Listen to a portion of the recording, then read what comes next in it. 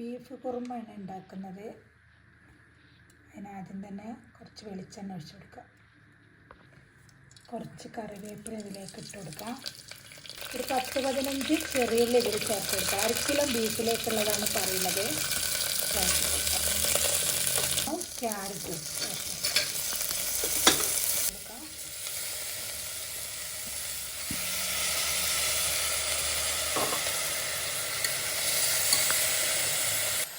കുറച്ച് ഉപ്പ് ഇട്ടിരിക്കുന്നുണ്ട്. ചെറുതായിട്ട് ഇരുന്നത്. പിന്നെ കുരുമുളക് പൊടി മിക്സ് ചെയ്ത് കൊടുക്കാം.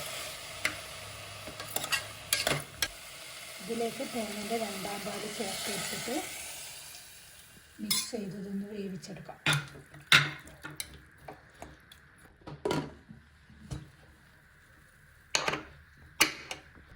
ബീഫ് നന്നായിട്ട് വെന്ത് കിട്ടിയിട്ടുണ്ട്. ഇനി ഇതൊരു പാത്രത്തിലേക്ക് മാറ്റി കൊടുക്കാം. ബീഫ് എല്ലാം നല്ല വെന്ത് കിട്ടിയിട്ടുണ്ട്. ഉരുളക്കിഴങ്ങൊന്നും അധികം ഉടഞ്ഞു പോവാതെ തന്നെ കിട്ടിയിട്ടുണ്ട്. ഇനി ഇതിലേക്ക് 1-ാം പാല് ചേർത്ത് കൊടുക്കാം.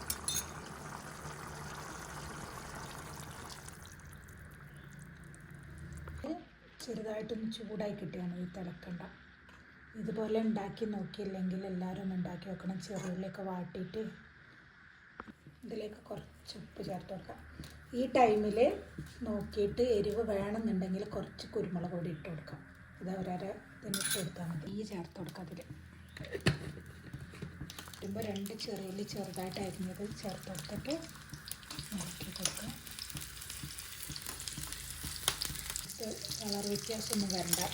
അതിന് മുന്നേ കുറച്ച് കാഷ്നട്ട് ചേർക്കാം. കുറച്ച് കറിവേപ്പില ഇത് കുരുമുളകിലേക്ക് ഒഴിച്ച് കൊടുക്കാം.